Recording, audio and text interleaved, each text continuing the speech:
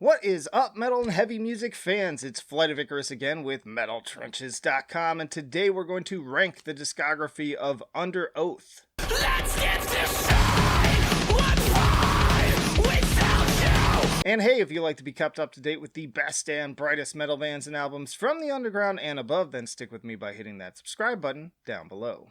Alright, Underoath, classic metalcore band, one of my favorites from back in the day, and we are going to start at the beginning, as we always do, in 1999 with Act of Depression. Now, if you ask me, at least now, this album is pretty much unlistenable. It had been a long time since I'd listened to any material from this one. I came to it a little bit later because, like most people, I came into Underoath when they kind of had their fully formed sort of poppier sound. And so backtracking to this stuff was a little rough. That said, I loved a lot of stuff at that time that was in this raw, kind of more intense category. The production a lot reminds me sort of Opposite of December from Poison the Well, albums like that, which I really do enjoy. But that also brings me down to it, even if you love this album, there are just so many other bands that were doing that same style better. So even from that context, I feel like it deserves D tier, but especially within the context of their larger discography. Yeah, these are large, like meandering songs, all of them like 7 to 10 minutes long, needlessly so. I do really like on the first two albums the snare tone. It's got that really tight, like dodgeball sounding ping to it. So that's my plus for it. But pretty much all aspects of it beyond that, I do not enjoy at all. And that brings us to just a year later, 2000, with Cries of the Past. Pretty much same thing. I like it better than the first album. Songs are a little bit more concise. The plus side too is that neither of these albums are super long. Very aggressive, and yeah, they're a little less than okay. I was gonna say they're okay, but they're a little bit less than okay. But I'm gonna keep moving forward because I really want to get into the albums that I really enjoy. So in 2002, we got The Changing of Times, and this album's, now we're getting into okay territory. I'd still put it at like C tier.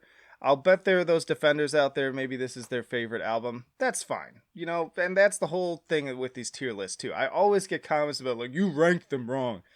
It's like, dude, we can have different opinions. It would be super boring if we all liked the same stuff exactly the same. So if you love it, great.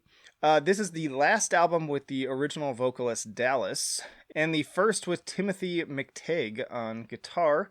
Also their first album via Solid State Records after moving off of Take Hold. They had their first music video from the opening track of this one.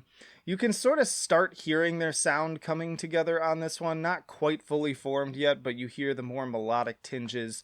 Songwriting's tighter, much tighter than the first two. These are going into the more kind of 3-minute song territory standard of the genre. But yeah, it's just okay by comparison. But now we get into the real deal Underoath stuff. So we've got Spencer coming in hot on vocals in 2004 with their Only Chasing Safety.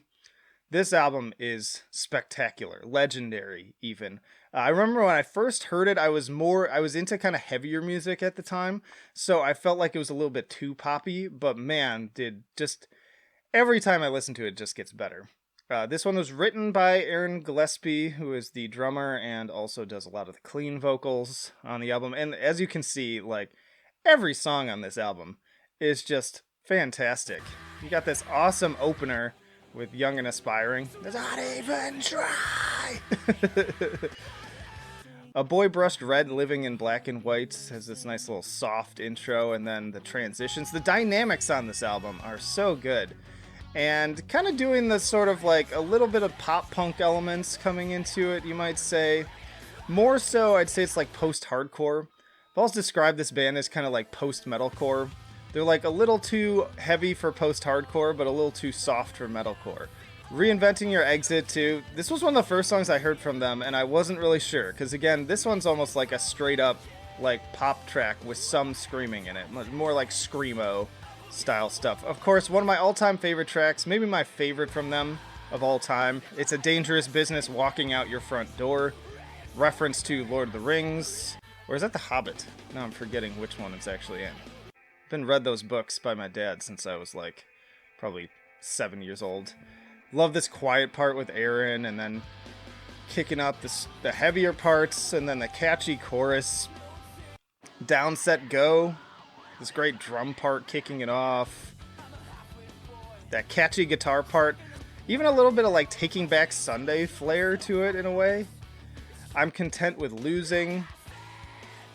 Yeah, this album is just spectacular. If you somehow not listen to this album, if there was one album I'd recommend from Underoath, it would most definitely be They're Only Chasing Safety.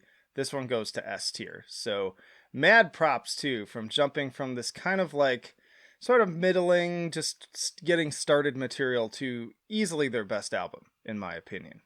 But let's keep on trucking forward now with 2006 with Define the Great Line. This was released on Tooth and Nail Records and produced by Adam Dutkowitz of Killswitch Engage fame. This one was co-written too between Aaron and Spencer. And this was a major hype album for me because coming off of that last one, I was stoked when I heard the announcements. I was in college at this point, and so I was just catching all the little trailers for it on various music stations and online, and man, this is another great album. I was stoked, and I have so many fond memories of listening to this album and playing Halo 2 like nonstop, and talking to my buddy who, you know, we were like, you know, Xbox Live buddies who also loved the album, and we would talk about it a lot. But great opener here, this like projector sound, and the heavier sound on this one, like darker, heavier sound, still sustains a lot of the catchy elements of the previous album, but that was the thing that I noticed first about this one is I feel like it's a little bit more intense. Spencer's screams too, there's a lot more like deeper screams, like he's trying to get a little bit more, dare I say, brutal in moments, and more great moments too, moments suspended in time. You're Ever So Inviting. To say this out. Yeah, there's those like catchy sing-along parts too. Writing on the Walls was a great single. You can't not sing along to this part if you're an Underoath fan like myself. Great guitars with the layering, a little bit of like Hope's Fall kind of similarities in that one right there. Everyone Looks So Good from here, another super heavy. With that intense vocals too, just a banger of a track. That like kind of like mathcore, like angular sounding riff there too. Really enjoyed this album. I wouldn't quite put it on the same level as They're Only Chasing Safety. I'm going to put it at A tier. It is very close though. Like it is just inching right up on there. But definitely solid A tier at the bare minimum. Alright, then we got Lost in the Sound of Seperation in 2008. And this is the last album with Aaron, which is kind of an end of an era because he is just such a core element to the band's sound. And I remember when I first got this album, again, hype because I loved the last two, and I was pretty let down. I really honestly kind of hated this album when it first came out. I remember listening to it like on the subway, going between like classes and stuff in Chicago, and just trying so hard to like it. And I just didn't. So for the longest time, I think I even, cause this was back in the day, like downloading was still not the biggest thing. Like you could definitely do it, but like buying physical was still sort of like the main way to get music, at least for me. As you can see on my shelf, I'm just a collector. So yeah, I pre-ordered this thing without having heard it, and I was pretty disappointed. But I came back around and eventually found some love for it. I think one thing that helped me kind of like give it an extra chance was I was playing a lot of Rock Band at the time, and they put Desperate Times, Desperate Measures on there. And playing that track over and over again made me kind of like recognize like, oh, this is actually a really good song. So good single on there. Kind of a proggy song in its own way. Lots of different things that are going on with that. And then I also like Breathing in a New Mentality. They always have pretty solid openers. You can tell that the production's a little bit different on this one too, just slightly. And the songwriting just feels a little bit different. It's also, again, kind of adding even more to like the dark elements of it. It's not, I wouldn't say it's quite as heavy necessarily as the last album in places. But yeah, Fault Line, A Fault of Mine, really solid track. Anyone Can Dig a Hole, but It Takes a Real Man to Call It Home. Another solid one. There's a lot of the middle tracks that kind of lose me. And so it's pretty inconsistent. Ooh, that bass tone is nice there, though. But yeah, overall, I enjoy the album. I definitely like it better than the early albums. But it's just, it can't live up to those top two. It really can't. It's and it's a tall order, to be fair. And then moving forward, we've got Disambiguation in 2010. This album, again, I didn't really have like expectations for this one because again, I didn't really enjoy Lost in the Sound of Separation as much. So I was kind of like, okay, whatever, we'll see. And that's sort of my overall reaction to it as well, was just like, it's fine. And I still kind of feel that way. I probably need to spend even more time with it. This is probably my least listened to album from Underoath overall.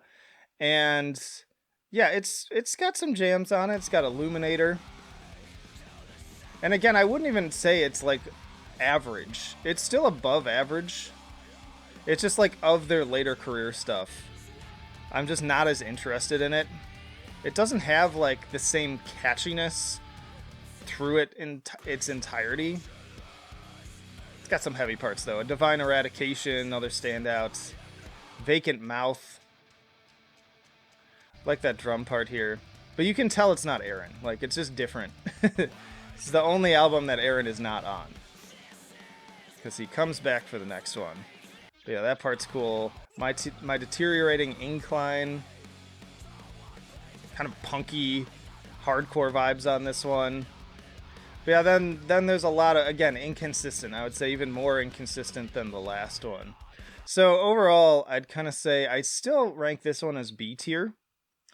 But this one's like kind of a B minus, whereas Lost in the Sounds of Separation is more like a B plus. And then last but not least, we had the comeback album, Erase Me, again with Aaron returning, 2017. Hype was back for this one, because, I mean, it had been a long time. You know, it had been 7 years since we had heard from them, and I'd built up some nostalgia points too, listening to the older albums over the years, so it was enough for me to be like, hell yeah, new Underoath. And especially when I heard On My Teeth, this single fucking rips. Like, this is, I might put it in my top 10 Underoath songs, and it just feels like they're only chasing safety and Define the Great Line era stuff. That great tension building intro, great vocals, catchy chorus, all the elements are there on that one. I also really like Hold Your Breath. I like the like heavier stuff on the album. Nice D beat on this one. Aaron bringing the jams again, man. Fun chorus too, very catchy. A little bit Norma Jeannie in some areas, and it has other good tracks too. But unfortunately, the album as a whole is just not as strong as those tracks. Decent opener. But then there's a lot of stuff that I just straight up don't really like. Like this really poppy kind of like stuff I'd again compare to, you know, like pop rock on the radio, Imagine Dragons, stuff like that. It has some of the same issues I'd say that the new Architects album has, to be honest. I'm just not as into these elements. Yeah, Bloodlust too, which, you know, you have a song like Bloodlust and I'm like, fuck yeah, this is gonna rip. And it's like, no, no. Quite the opposite. So yeah, there's a lot of stuff on here. And it's inconsistent in a way that those last two albums aren't. Because those last two albums are inconsistent in that there are like some really solid songs and then some just kind of okay songs. Whereas on here, I feel like there are like a handful, less than a handful of like really great songs. A few okay songs, and then some really kind of bad songs that I just straight up do not like. So, for all of that, I'm going to go ahead and give Erase Me C tier. Like it better than The Changing of Times, but yeah, it's still low on the list. But yeah, let me know down in the comments, what do you think of these albums for real, and let's just have a conversation about it. I love hearing people's different opinions, and we can talk about like, this is why I like this one better. I know you don't like this album, but here's why I think it's better than you're saying it is. That's fun. Like, that's what music is all about. It would be, like I said, super boring if we all liked things the same. But stick around, I got plenty more videos coming right after this one. I got a whole playlist of these tier lists, but also full album reviews, interviews with bands on the podcast. You name it, we've got it. Again, please do subscribe. You can also chat with us on Discord and support on Patreon. But that'll do it for now. Flight of Icarus signing off. I will see you in the trenches.